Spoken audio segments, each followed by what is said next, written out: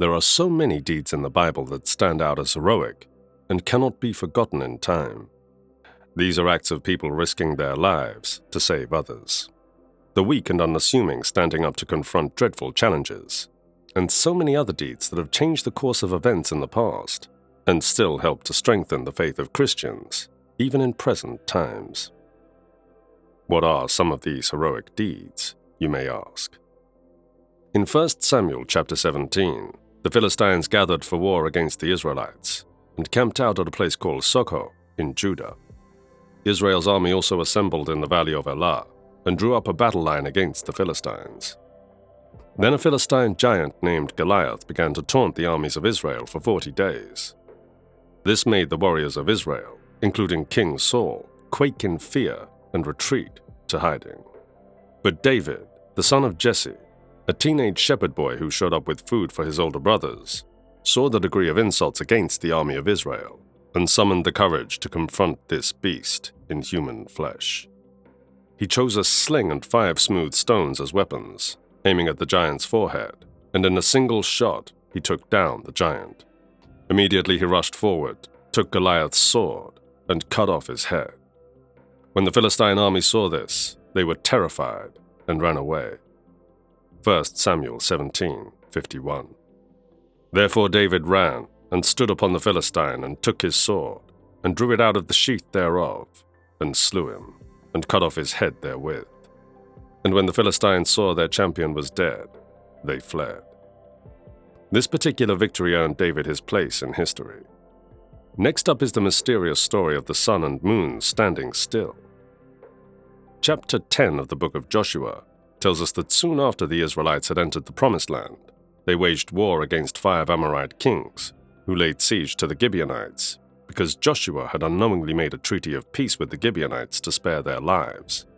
However, the king of Jerusalem decided to form an alliance with 4 other kings that could destroy the Gibeonites and the Israelites. So the Gibeonites called on Joshua, their ally, to come and defend them.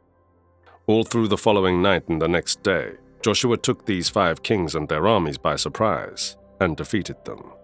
But when he noticed that it was getting dark again, Joshua prayed that God would help them in their battle by stopping the sun, as is recorded in the book of Joshua 10:12-13. Then spake Joshua to the Lord in the day when the Lord delivered up the Amorites before the children of Israel. And he said in the sight of Israel, Sun, stand thou upon Gibeon, and thou, moon, in the valley of Ajalon. And the sun stood still, and the moon stayed until the people had avenged themselves upon their enemies. Is not this written in the book of Jasher? So the sun stood still in the midst of heaven, and hasted not to go down about a whole day. Incredible story, isn't it?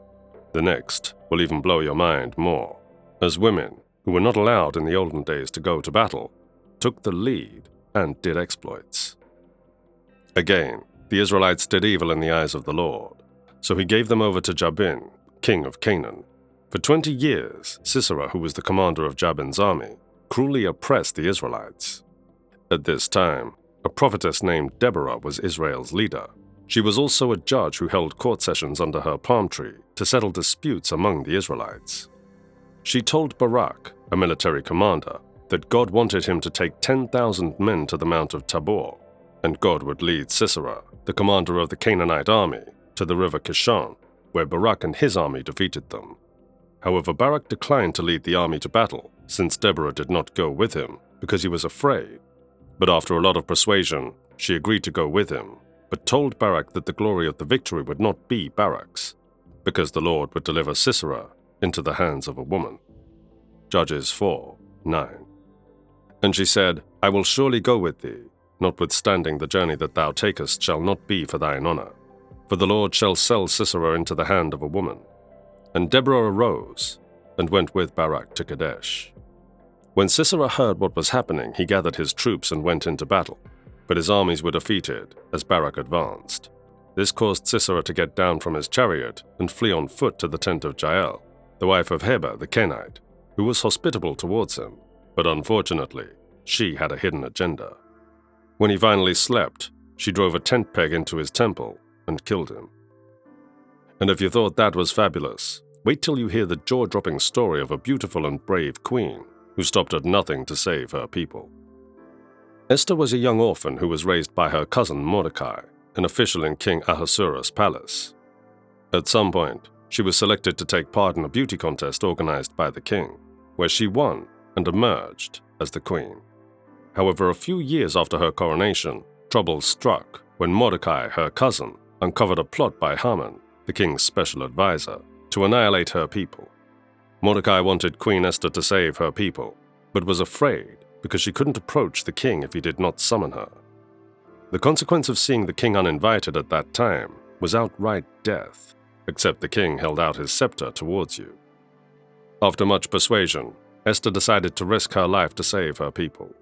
She declared a 3-day fast, after which she would approach the king. This was the outcome of the fast. Esther 5:2. And it was so, when the king saw Esther the queen standing in the court, that she obtained favor in his sight, and the king held out to Esther the golden scepter that was in his hand. So Esther drew near and touched the top of the scepter. Esther went on to invite the king and Haman to a banquet she had prepared for them. During this banquet, the king promised Esther up to half of his kingdom. She finally spoke up and accused Haman of devising a plot to kill her and her people. On hearing this, the king became furious and stepped out. Haman, knowing that his fate was hanging on a thread, fell on the queen's couch and begged for his life. The king returned at this point, and seeing Haman's behavior, thinking he wanted to molest his wife, ordered for him to be hanged on the same gallows that he had prepared to hang Mordecai. Immediately, Mordecai was promoted, and a new decree was passed that did not only save the Jews, but also permitted them to defend themselves against their enemies. Last on our list is the story of the Red Sea. Shortly after the Israelites finally left Egypt for the Promised Land, Pharaoh and his officials changed their minds about their freedom and went after them. The Lord had told Moses to turn back with the Israelites and camped near Pihahiroth, between Migdol and the sea. Pharaoh's horses and chariots, horsemen and troops pursued the Israelites and overtook them as they camped by the sea. When the Israelites saw this, they were afraid and began to grumble because there was nowhere for them to run to. Something unbelievable happened when the pillar of cloud moved and stood behind the Israelites throughout the night, bringing darkness to one side and light to the other, so neither went near the other all night long. In Exodus 14:21-22, the Bible says, "And Moses stretched out his hand over the sea, and the Lord caused the sea to go back by a strong east wind all that night, and made the sea dry land. And the waters were divided. And the children of Israel went into the midst of the sea upon the dry ground, and the waters were a wall unto them on their right hand and on their left. However, the Egyptians went after them into the parted sea, but met their ultimate end, because the water flowed back and destroyed Pharaoh and his entire army." These are just a few of the many heroic deeds in Bible narratives. How have these narratives been able to further strengthen your faith and conviction in the person of God? I'd love to read your thoughts in the comments below. If you like this video, then subscribe to my YouTube channel, give a thumbs up to this video, and turn on your notification. Thank you for watching. See you later.